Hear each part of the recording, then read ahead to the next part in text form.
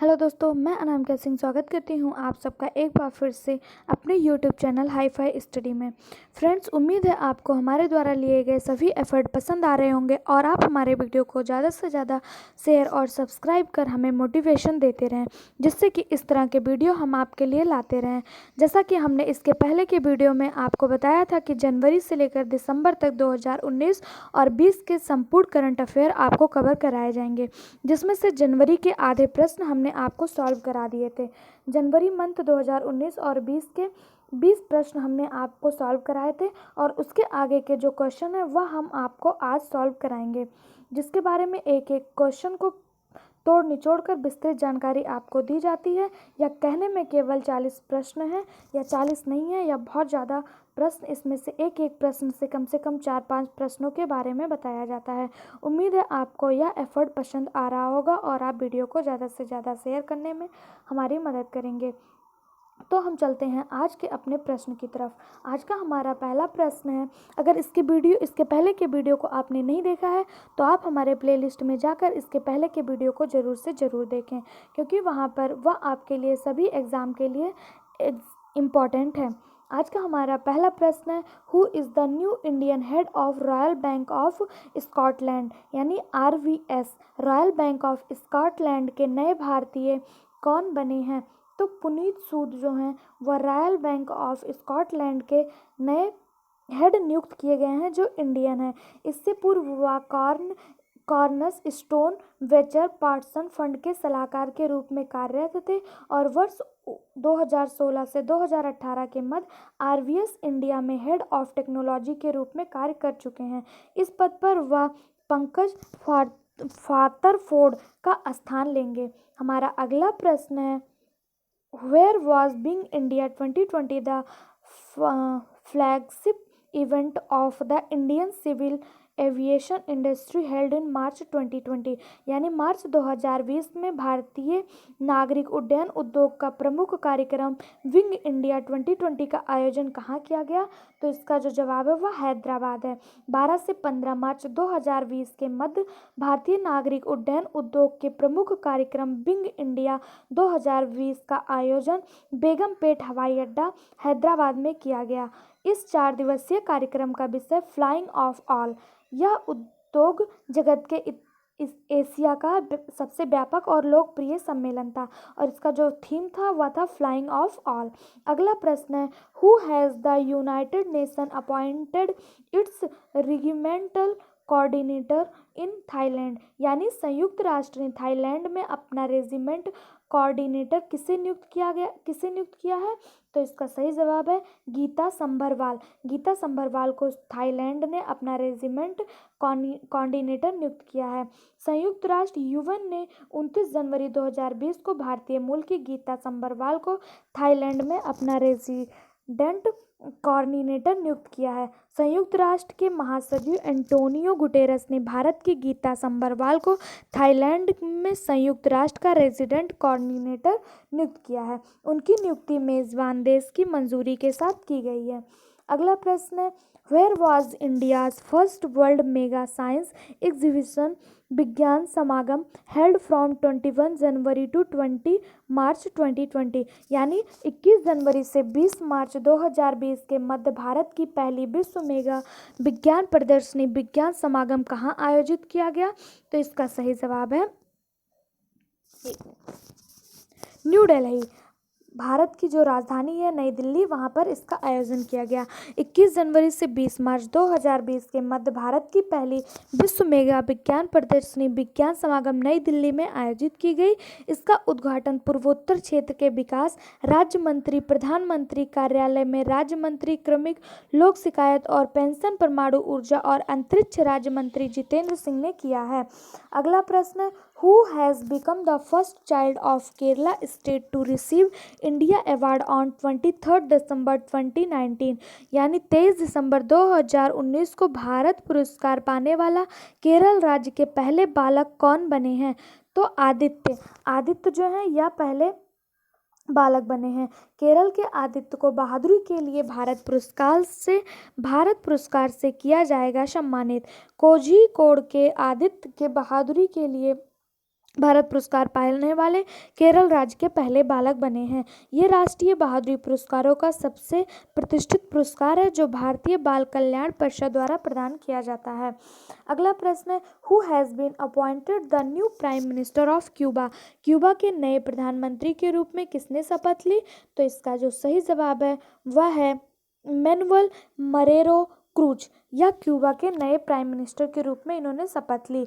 राष्ट्रपति Miguel Diaz, वहाँ के जो राष्ट्रपति हैं उनका नाम है मिगुएल डियाज कैनल ने पर्यटन मंत्री मैनुअल मरेरो क्रूज को प्रधानमंत्री नियुक्त किया है। प्रधानमंत्री का पद जो साल 1976 में तत्कालीन क्रांतिकारी नेता फिदेल कास्त्रो ने खत्म कर दिया था। कम्युनिस्ट शासित द्वीप में साल 2019 में पारित नए संविधान के नियमों के तहत इसे फिर से शुरू कर दिया गया है। क्यूबा में जो है वो प्रधानमंत्री का पद 1976 में खत्म कर दिया गया था, परंतु 2019 में इसे फिर से पारित कर दिया गया है। अगला प्रश्न है, where was the foundation stone of country's first transgender university. कहाँ पर देश का पहला ट्रांसजेंडर विश्वविद्यालय का शिलान्यास किया गया? तो इसका सही जवाब है उत्तर प्रदेश। उत्तर प्रदेश की राजधानी लखनऊ, यहाँ पर सबसे पहला ट्रांसजेंडर शिलान्यास किया गया। कुशीनगर जो उत्तर प्रदेश का एक जिला है, फाजिल नगर ब्लॉक के नकहरा मिस्र में देश का पहला किन्नर जिसे हम ट्रांसजेंडर कहते हैं उनके प्राथमिक केंद्रीय विश्वविद्यालय खुलेगा। देवरिया सांसद डॉक्टर रामापति राम त्रिपाठी ने विवि का शिलान्यास किया। विश्वविद्यालय का निर्माण अखिल भारतीय किन्नर शिक्षा सेवा ट्रस्ट करा रहा है। इसमें किन्नर समाज के लोग प्राथमिक से लेकर उच्च शिक्षा ग्रहण कर सकेंगे। पहले चरण में प्राथमिक विद्यालय से इसकी शुरुआत की जाएगी। अगला प्रश्न है, who has own the UNICEF award of the year 2019। किसने 2019 का यूनिसेफ पुरस्कार जीता है? कौन सा राज्य है? तो वह राज्य है तेलंगाना। तेलंगाना 2019 का यूनिसेफ पुरस्कार जीता है। तेलंगाना के कामारेड्डी जिले ने 2019 का संयुक्त राष्ट्र अंतर्राष्ट्रीय बाल यौन शिक्षा कोष, जिसे हम यूनिसेफ के रूप में जानते हैं, इसका full form United nation international children and education fund का पुरस्कार जीता है। इस जिले ने जल स्वच्छता और स्वच्छता क्षेत्रों में स्वच्छ भारत मिशन के प्रभावी कार्यान्वयन के लिए पुरस्कार जीता है। अगला प्रश्न है, According to the Good Governance Index 2019, who stand first among the big state in terms of good governance? यानी सुशासन सूचांक 2019 के अनुसार सुशासन के मामले में बड़े राज्यों में पहला स्थान किसको मिला? तो तमिलनाडु को पहला स्थान मिला। सरकार ने 26 दिसंबर को गुड गवर्नेंस के रूप में मनाने की घोषणा की थी, या 2019 में नीति आयोग द्वारा लागू किया गया था। तब से अभी तक कोई नया नहीं आया है। महाराष्ट्र और कर्नाटक इस मामले में क्रमशः दूसरे व तीसरे स्थान पर रहे। पहले स्थान पर जो था वो तमिलनाडु राज्य था। बड़े राज्यों में छत्तीसगढ़ को चौथा स्थान प्राप्त हुआ है। अगला प्रश्न है, which country launched a satellite name CGN-20 by long March 5 rocket on 27 दिसंबर 2019। यानी 27 दिसंबर 2019 को किस देश ने 5 मार्च को रॉकेट लॉन्च किया था जिसका नाम CGN-20 था? उस रॉकेट को किस देश ने लॉन्च किया था? तो इसका सही जवाब है चाइना। CGN-20 रॉकेट लॉन्च करने वाला जो देश है वह है चाइना। यह सफल परीक्षण 2020 में मंगल ग्रह के लिए चीन की योजना की दिशा में एक बड़ा कदम है। तीसरे लॉन्च मार्ग 5 रॉकेट लॉन्ग मार्च 5 Y3 रॉकेट के रूप में इसे जाना जाता है। CGN-20 सफलतापूर्वक अपनी कक्षा में प्रवेश कर गया है। यह रॉकेट दुनिया के सबसे शक्तिशाली परीक्षण यानों में शुमार है। अगला प्रश्न है, वेयर वाज द 102 यानी 102nd annual conference of the Indian economic association held. भारतीय आर्थिक मंच के 102वें वार्षिक सम्मेलन का आयोजन कहाँ किया जाएगा?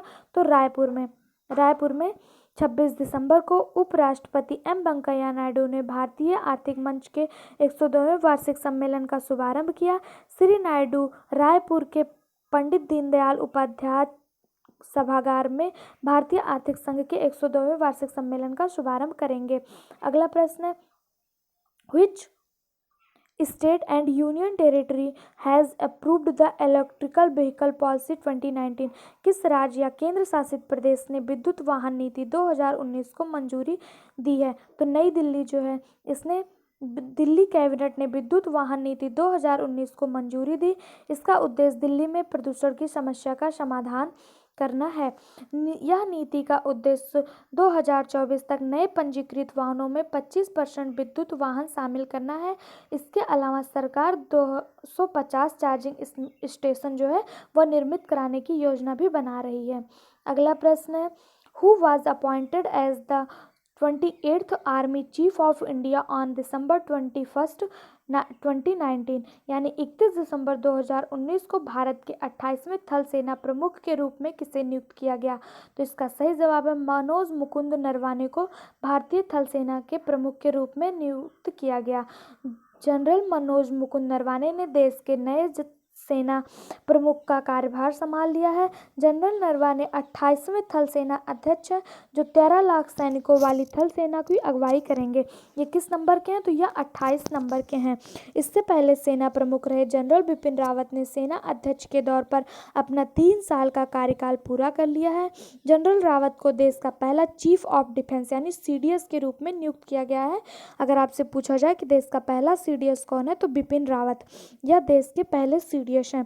थल सेना अध्यक्ष का पद संभालने से पहले जनरल नरवाने उप सेना प्रमुख यानी vice chief of army staff की जिम्मेदारी निभा रहे थे। अगला प्रश्न, what has the Indian railway charge the name of railway protection force यानी RPF 2? भारतीय रेलवे ने रेलवे सुरक्षा बल RPF का नाम बदलकर क्या कर दिया है? तो भारतीय रेलवे ने RPF का नाम बदलकर Indian railway protection force service कर दिया है, यानी भारतीय रेलवे सुरक्षा बल सेवा कर दिया है। रेल मंत्रालय ने संगठित समूह A को रेलवे सुरक्षा बल RPF का दर्जा दिया और इसका नाम बदलकर भारतीय रेलवे सुरक्षा बल सेवा रख दिया। RPF को भारतीय रेलवे सुरक्षा बल सेवा के रूप में जाना जाता है। 30 दिसंबर को रेलवे बोर्ड ने संयुक्त निदेशक अमिताभ जोशी ने जारी किया। अगला प्रश्न है, union petroleum minister has launch the countries first CNG bus service between which cities? यानी केंद्रीय पेट्रोलियम मंत्रालय ने किस शहर के बीच जो है वो CNG बस सेवा की शुरुआत की है? तो इसका सही जवाब होगा दिल्ली और देहरादून। दिल्ली से देहरादून के बीच में CNG बस सेवा पहली CNG बस सेवा चलने लगी है। उत्तराखंड परिवहन निगम के साथ IGL लिमिटेड ने 5 बसों को शुरू करने के लिए कहा है। बस का उद्घाटन पेट्रोलियम और प्राकृतिक गैस मंत्री धर्मेंद्र प्रधान ने किया। बढ़ते प्रदूषण को रोकने के लिए सरकार ने CNG और इलेक्ट्रिकल वाहनों के ज़्यादा से ज़्यादा इस्तेमाल को बढ़ावा देने की कोशिश की है।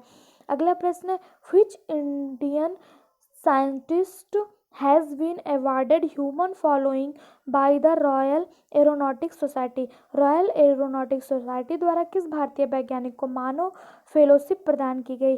तो जी सतीश रेड्डी जो DRDO के प्रेसिडेंट हैं, इनको मानव फेलोशिप प्रदान की गई, यानी रॉयल इंडियन साइंटिस्ट फेलोशिप प्रदान की गई। लंदन की रॉयल एरोनॉटिक्स सोसाइटी ने वर्ष 2019 में the honorary fellowship of the society सम्मान से DRDO के अध्यक्ष और रक्षा अनुसंधान एवं विकास विभाग के सचिव जी सतीश रेड्डी को सम्मानित किया है। रेड्डी बीते 10 सालों में यह सम्मान पाने वाले पहले भारतीय वैज्ञानिक हैं। इस फेलोशिप सम्मान को एरोस्पेस जगत के नोबेल के रूप में भी जाना जाता है। अगला प्रश्न है, which country is the first to ban the use of sun cream? Sun cream के इस्तेमाल पर प्रतिबंध लगाने वाला पहला देश कौन सा है? तो पलाऊ वह पहला देश है जिसने सन क्रीम के इस्तेमाल पर प्रतिबंध लगा दिया है। 1 जनवरी 2020 को 20 से प्रशांत महासागरीय देश पलाऊ ने अपने देश में सन क्रीम के उपयोग पर प्रतिबंध लगा दिया है। पलाऊ सन क्रीम के उपयोग पर प्रतिबंध लगाने वाला विश्व का पहला देश बन गया है।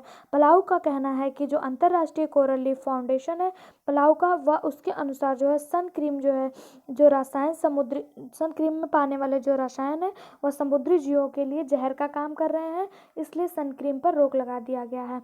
अगला प्रश्न है, 5th national ice hockey championship 2020 on 2 जनवरी 2020 मतलब 2 जनवरी 2020 को 5वां नेशनल हॉकी चैंपियनशिप कहाँ पर आयोजित किया गया? तो गोवा में। गोवा में राष्ट्रीय आइस हॉकी चैंपियनशिप 2020 लेह आयोजित किया गया। सॉरी, इसका सही जवाब होगा लेह में। लेह में आयोजित हुआ, यहाँ पे कुछ मिसप्रिंट हो गया है। राष्ट्रीय आइस हॉकी चैंपियनशिप 2020 लेह में आयोजित किया गया है। लेह के हुई लेह लद्दाख में इस ice hockey association of India की 5वीं अंतर्राष्ट्रीय आइस हॉकी चैंपियनशिप 2020 की शुरुआत की गई। यह टूर्नामेंट 7 जनवरी तक लेह के करजू आइस हॉकी रिंग में खेला जाएगा। यह लेह में आयोजित हुआ है, ना कि गोवा में, इसको सही कर लीजिएगा। अगला प्रश्न है, who become the first state in the country of pass a resolution against CAA, यानी CAA के विरोध में प्रस्ताव पास करने वाला देश का पहला राज्य कौन सा बना है? तो वह है केरल। केरल नागरिकता संशोधन अधिनियम, जिसे हम CAA के रूप में जानते हैं, सिटीजनशिप अमेंडमेंट एक्ट के खिलाफ जो है प्रस्ताव पारित करने वाला पहला राज्य बन गया है। इस प्रस्ताव को केरल के मुख्यमंत्री पिनराई विजयन द्वारा सदन में पेश किया गया। पश्चिम बंगाल, पंजाब, महाराष्ट्र, राजस्थान, दिल्ली के अलावा कई अन्य मुख्यमंत्रियों ने भी अपने राज्यों में CAA लागू नहीं होने की घोषणा की है। आज का हमारा सबसे लास्ट प्रश्न है, वेयर वाज द लाई हरोबा फेस्टिवल ऑर्गेनाइज्ड ऑन 3 जनवरी 2020? तो इसका सही जवाब है त्रिपुरा। त्रिपुरा में लाई हरोबा त्रिपुरा में मणिपुरी मेथी समुदाय द्वारा मनाया जाने वाला प्राचीन पवे लाई हरोबा अगरतला में आरंभ हुआ। 5 दिनों तक चलने वाला इस महोत्सव का आयोजन त्रिपुरा सरकार के सूचना और संस्कृत मंत्रालय के विभाग पुतिबा लाई हरोबा समिति और Putaba welfare and culture society Agartala द्वारा संयुक्त रूप से मनाया गया। महोत्सव के दौरान मणिपुरी मार्शल आर्ट, लोक संगीत और लोक नृत्यों सहित विभिन्न संस्कृत और पारंपरिक संगीतों का प्रदर्शन किया गया। उम्मीद है आपको यह पसंद आया होगा वीडियो। आप वीडियो को लास्ट तक देखने के लिए बहुत बहुत धन्यवाद। चैनल को लाइक, शेयर और सब्सक्राइब करें, जिससे हमें भी मोटिवेशन मिलता रहे। इसी तरह के हम आपको फरवरी माह के करंट अफेयर भी प्रोवाइड करवाएंगे, तो इसके लिए हमारे बेल आइकन पर क्लिक कर लें, जिससे आपको नोटिफिकेशन मिल जाए। बहुत बहुत धन्यवाद।